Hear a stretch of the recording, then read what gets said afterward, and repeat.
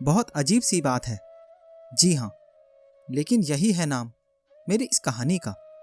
जी हाँ, लेकिन आज भी हमारे देश में अधिकतर परिवार ऐसे हैं जिसमें सास और ससुर यही अपेक्षा रखते हैं कि उनकी बहू दिखाई तो दे लेकिन सुनाई ना दे। बहू सुबह से शाम तक जी हुजूरी करे, हर बात में उनकी हाँ में हाँ मिलाए, हमेशा उनकी आंखों के सामने रहे लेकिन कभी मुंह ना खोले। यहाँ कभी मुंह ना खोलने का मतलब सिर्फ पलटकर जवाब देने तक सीमित नहीं है, बल्कि सास ससुर की हुकूमत को किसी भी प्रकार की चुनौती ना मिले, सास ससुर की हुकूमत बरकरार रहे। राजस्थान के भरतपुर शहर में एक ऐसा ही परिवार था। परिवार में श्री रामपाल जी, उनकी पत्नी राधा देवी, घर का होनहार बेटा रमेश और उनकी बेटी नीलम रहते थे। रमेश ने मैकेनिकल इंजीनियरिंग की पढ़ाई पूरी करने के बाद बेंगलोर में नौकरी ज्वाइन कर ली। नीलम अभी कॉलेज में ही थी और उसे पूरा होने में 2 साल बाकी था। बेटे की नौकरी लगते ही रामपाल जी और उनकी पत्नी बहू का सपना देखने लगे थे। उन्होंने रमेश से भी इसकी चर्चा की थी। उसको इससे कोई आपत्ति नहीं थी।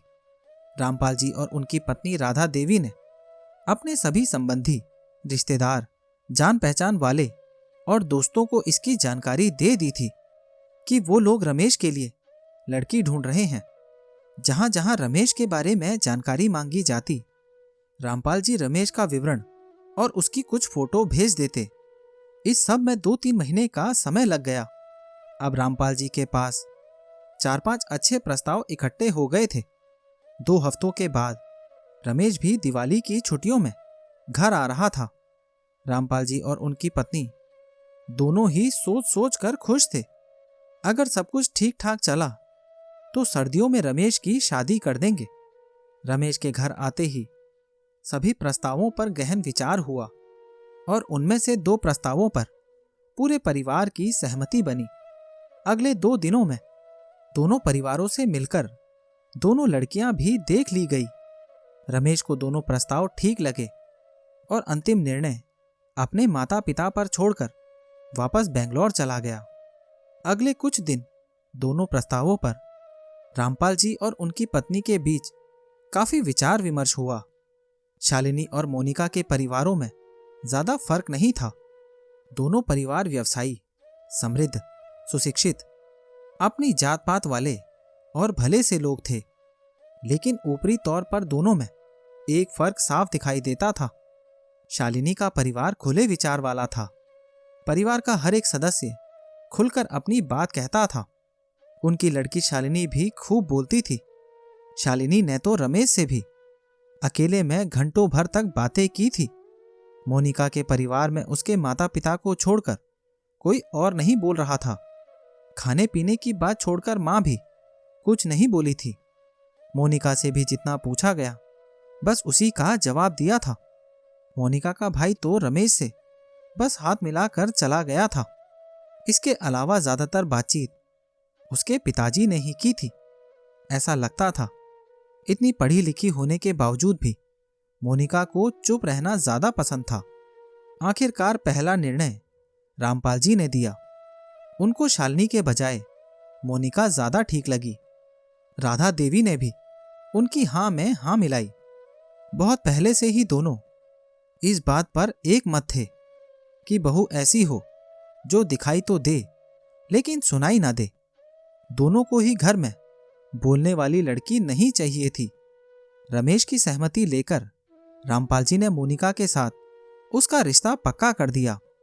दिसंबर के पहले सप्ताह में रमेश और मोनिका का विवाह धूमधाम से संपन्न हो गया। मोनिका का अभी बेंगलोर जाना संभव नहीं था। रमेश को परिवार के रहन सहन के हिसाब से दूसरा घर लेकर कुछ जरूरी सामान जुटाना था। पिता और पुत्र के बीच इस बात पर सहमति बनी कि अभी मोनिका 1-2 महीने यहीं सास और ससुर के साथ रहेगी। रमेश के जाने के बाद मोनिका की अपनी ही उम्र की ननद नीलम के साथ ज्यादा वक्त गुजरता था। इससे दोनों काफी घुल मिल गई थी। मोनिका की तरह नीलम भी एक समझदार और सुलझी हुई लड़की थी। दोनों हर विषय पर खुलकर चर्चा करती थी, लेकिन अपने कमरे के अंदर रमेश के जाते ही राधा देवी ने अपनी सासुगिरी दिखाना शुरू कर दिया था। वो मोनिका के रहन सहन, पहनावा, खान पान, घूमना फिरना, मिलना जुलना, यानी हर चीज में अपनी दखलंदाजी रखती थी। अचानक से मोनिका की आजादी पर पहरा लग गया था। वो अपनी नई जिंदगी से सामंजस्य नहीं बैठा पा रही थी। मोनिका ने इस बात का जिक्र रमेश से भी किया, लेकिन उसने 2 महीने की बात कहकर टाल दिया। धीरे धीरे सास ससुर ने घर के कामकाज का सारा जिम्मा मोनिका के ऊपर डाल दिया। साथ ही उसे अपने मन पसंद का कुछ भी करने को दोनों की अनुमति लेनी पड़ती थी। 1 महीने में मोनिका की जिंदगी बिल्कुल बदल गई थी, या यूं कहें कि सास ससुर के साथ रहना दूभर हो गया था। अपनी आजादी पर लगे पहरे का मोनिका ने 1-2 बार विरोध किया और सासू मां को समझाना चाहा, लेकिन नहीं, सासू मां के कान पर जूं तक नहीं रेंगी। उल्टे सासू मां ने मोनिका को डांट कर चुप करा दिया। सास के ऐसे सत्तावादी व्यवहार से दोनों के रिश्तों में दरार पड़ने लगी थी। 2 महीने बाद रमेश मोनिका को बेंगलोर ले आया। दोनों ही बहुत खुश थे। जिंदगी फिर से एक बार पटरी पर लौटने लगी थी। कुछ दिन की मौज मस्ती के बाद मोनिका ने भी नौकरी कर ली। जिंदगी हंसी खुशी मस्ती में चल रही थी। धीरे धीरे 1 साल बीत गया। नीलम की पढ़ाई पूरी हो गई। रामपाल जी और उनकी पत्नी नीलम के लिए रिश्ता ढूंढने में पहले से ही व्यस्त थे। किस्मत अच्छी थी, समय से रिश्ता मिल गया। बेंगलोर में एक छोटा सा परिवार था। परिवार में रिटायर्ड पिता, माता और उनका बेटा विपुल थे। विपुल बेंगलोर में ही काम करता था और इस रिश्ते से सभी लोग संतुष्ट थे। खासकर नीलम बहुत खुश थी। रामपाल जी ने बिना देरी लगाए नीलम और विपुल की शादी कर दी। बेटा और बेटी दोनों एक ही जगह होने से रामपाल जी और राधा देवी का बेंगलोर आना जाना बढ़ गया। अब दोनों कभी कभी 3-4 हफ्ते तक भी ठहर जाते थे। बहू के घर में भी सासू मां ने अपना सत्तावादी व्यवहार जारी रखा। उनकी निरंतर दखलंदाजी से और टोका टाकी से घर का माहौल बिगड़ गया था। सासू मां खुद तो घर का कोई काम नहीं करती थी और साथ ही उन्हें अपने बेटे रमेश का घर के काम में हाथ बटाना भी बिल्कुल अच्छा नहीं लगता था।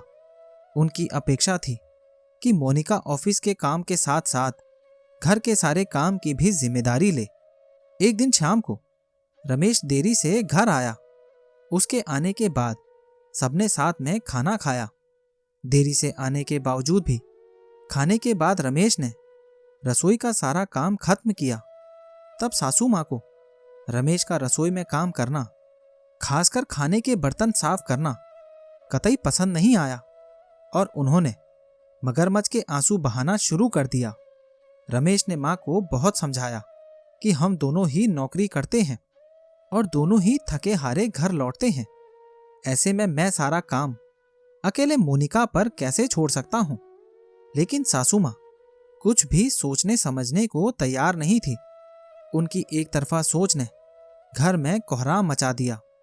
अगले दिन शनिवार यानी छुट्टी का दिन था। आज नीलम भी अपने माता पिता और भैया भाभी से मिलने आ रही थी। सुबह जैसे ही मोनिका सासू जी से मिली, सबसे पहले उसने रात के लिए माफी मांगी। साथ ही उसने ही सासू जी से बात करने की कोशिश की, लेकिन सासू जी कुछ भी सुनने को तैयार नहीं थी। उन्होंने उल्टे बहू को डांट दिया और बोली, अब तुम हमको समझाओगी कि क्या सही है और क्या गलत। हमारे घरों में बहू अपना मुंह बंद रखती है। मुझे अकेला छोड़ दो और जाओ सबके लिए नाश्ता तैयार करो। थोड़ी देर बाद ही नीलम आ पहुंची। मिलने जुलने के बाद सबने नाश्ता किया। उसके बाद मोनिका अपना काम समेटने रसोई में चली गई। नीलम अपने माता पिता और रमेश से बातें करने बैठ गई। थोड़ी इधर उधर की बातों के बाद नीलम ने बताया कि उसके ऑफिस की 9-10 घंटे की नौकरी और रास्ते का ट्रैफिक काफी थका देने वाला होता है। इसीलिए काम वाले दिन मैं और विपुल शाम को रसोई का काम मिलजुल कर करते हैं। इसके अलावा शनिवार, रविवार या किसी छुट्टी के दिन रसोई का काम मैं अकेले ही संभालती हूँ। मम्मी जी और पापा जी बहुत अच्छे हैं, लेकिन शारीरिक काम ज्यादा नहीं कर पाते। वैसे दोनों ही मेरा बहुत ध्यान रखते हैं। घर की हर बात में मेरी सलाह लेते रहते हैं। घर का माहौल बहुत खुशनुमा है। रामपाल जी और राधा देवी अपनी बेटी की बातें सुनकर बहुत खुश थे। उन्होंने ये बात नीलम से खुलकर कही भी। रमेश नीलम की बात बहुत गौर से सुन रहा था।